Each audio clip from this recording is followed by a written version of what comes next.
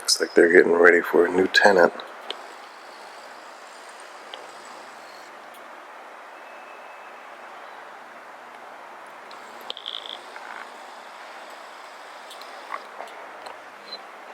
Or maybe they're just repairing.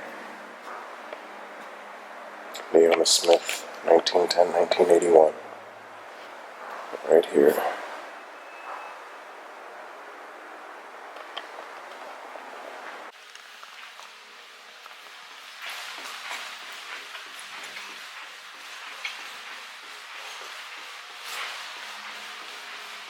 Here's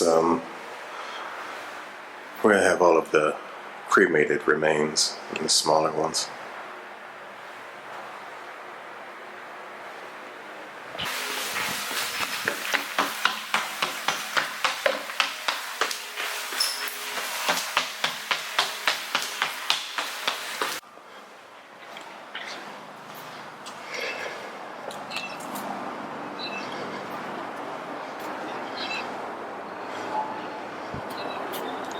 Whew. It is a beautiful, if not quite warm day today here in New Orleans. Thanks for joining, folks. Today we're on another cemetery adventure, this time St. Louis Cemetery No. 3. St. Louis Cemetery No. 3 is the third installment in the trilogy of St. Louis cemeteries. When it was constructed, it was way, way out. Now, it's not that far by today's standards, but back in the day, this was way back in the sticks. The St. Louis Cemetery No. 3 is nestled between such landmarks as the Lilling Mansion, Bayou St. John, and City Park. St. Louis Cemetery No. 3 was established in 1854. Let's see what else was happening in 1854.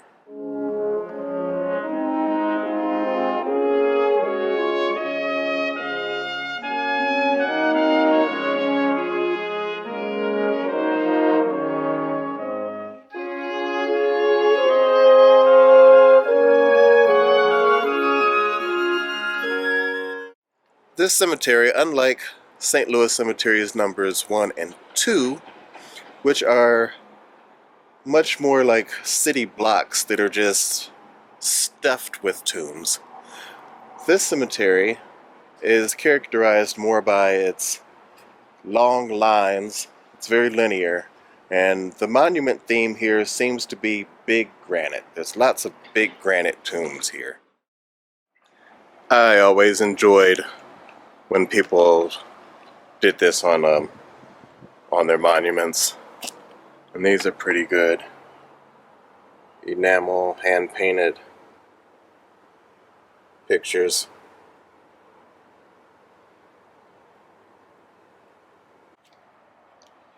As is the tradition with a lot of New Orleans cemeteries, you have your oven vaults along the walls.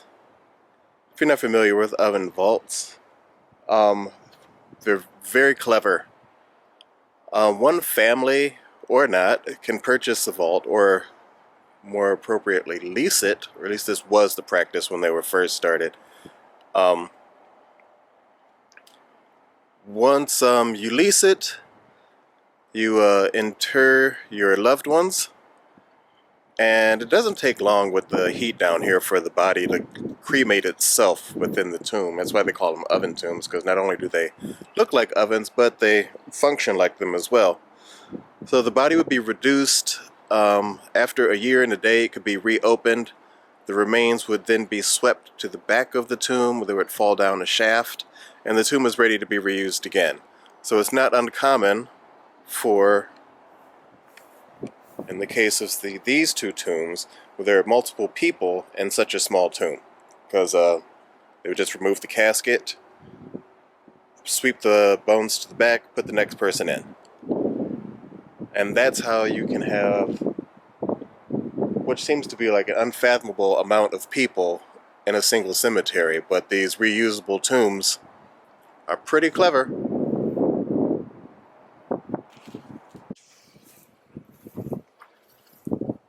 One thing I've noticed about this cemetery is that, unlike its counterparts, St. Louis 1 and 2, this cemetery, it's kind of hard to find that decayed, ruined history that you see in the other two cemeteries. In cemeteries 1 and 2, sometimes the tombs are just reduced to a pile of bricks. They're just so old and forgotten that they just disintegrate.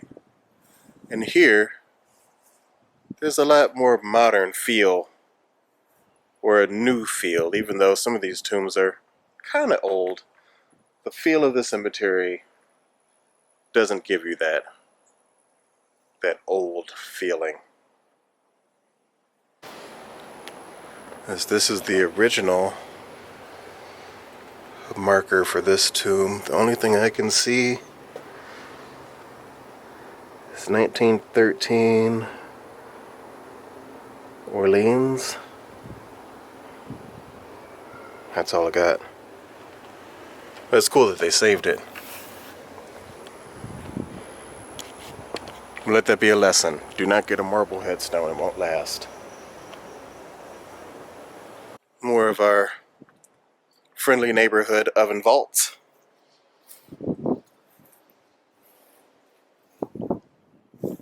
then we're getting into a little bit of age. Has that good patina. Some probably don't look that old just because, like these two, they just got a fresh coat of paint. But let's see, these folks, Lucille Tribeau, died in 1904, followed by her husband, who died in 1909. Always a fan of a good brick tomb. I don't know, it just looks cool.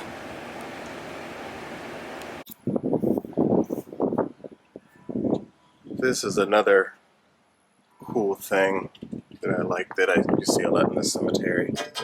Looks like a little door knocker. Nope, it's a picture. I like that. The tomb I'm about to show you, the last time I was here, this tomb wasn't even finished being built yet. I had pictures of me and a buddy. We were inside the tomb as it was being built, laying on the shelves where the caskets would eventually go. But this is a little over the top, but that's why I like it. The Skelly Mausoleum. Look at that. I enjoy this tomb. The color, the rounded top. I think it's pretty good.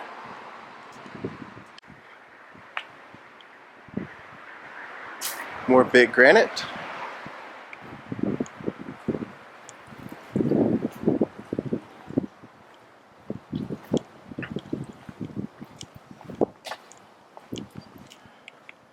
This one is very nice as well.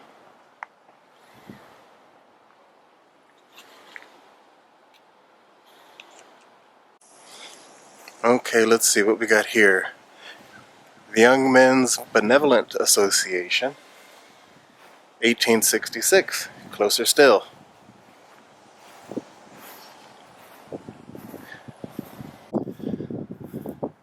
This little section of the cemetery is giving you a bit more of that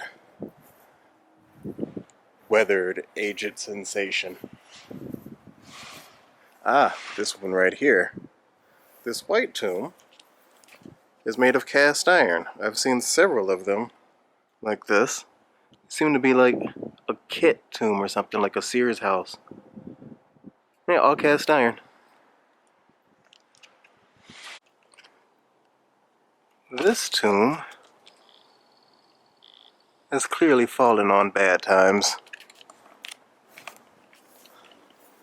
The roof has fallen in and everything.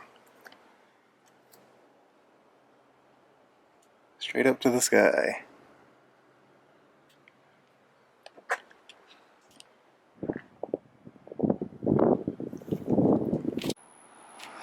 This is what I mean by the long avenues That is Esplanade there where the cars are going by.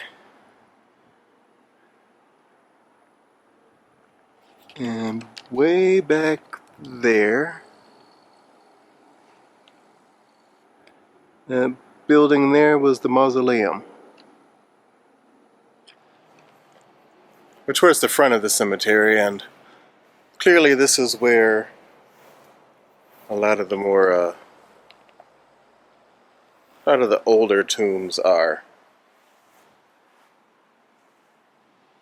Further back you go, the more recent they get, but these are pretty original, I would imagine. I'm trying to find the specific tomb to show you. Of course, amongst all of these hundreds, thousands of tombs, might be a bit of a challenge. I think we're up to it.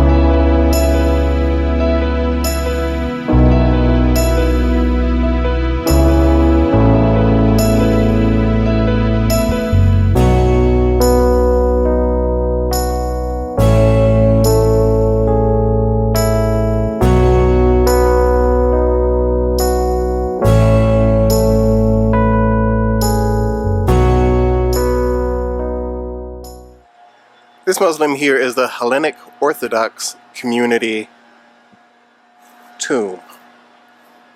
Love the stripes and the domes. I like that it's also pretty much open. Ah, there's another. More pictures. And as you can see, the names are written in Greek. Not all of them, but those two are also pretty cool.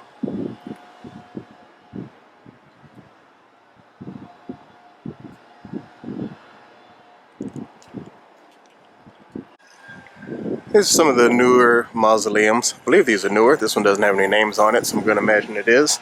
I'm also going to imagine that on this pad is going to go another one just like it. Here is another new little something that I was just informed of. It's called a columbarium. A columbarium is pretty much a mausoleum for cremains. So when you have you want to inter your ashes, instead of having them on the mantelpiece or on the bookshelf next to the Joy of Signing or something, you can get yourself one of these little guys and put your name on it. I first found out about them from Caitlin Dowdy. If you're watching this, you're probably a fan of hers in the Order of the Good Death. If you're not, go to her YouTube channel, Ask a Mortician. She's one of my favorites. But she mentioned the columbarium in San Francisco, which is pretty remarkable. I don't know how I'd never heard of it before. Here's another, I don't remember this being here, this has to be new, mausoleum. Tu es securus in aeternum. You are a priest forever. I know I can read a little bit of Latin, not a lot, but it has it in English right here on the side, so that was a pretty easy one for me. Well, folks, I'm sad to say that I could not find the tomb that I was looking for. The last time I was here, I found a tomb of a very aged gentleman. I think I remember it being a gentleman.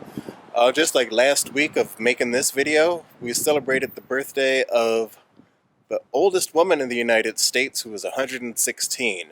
And the tomb that I found was of a guy who lived to be 116, which was just unfathomable to me. That's well over twice as long as I have any interest in being alive on this planet. I would be heated.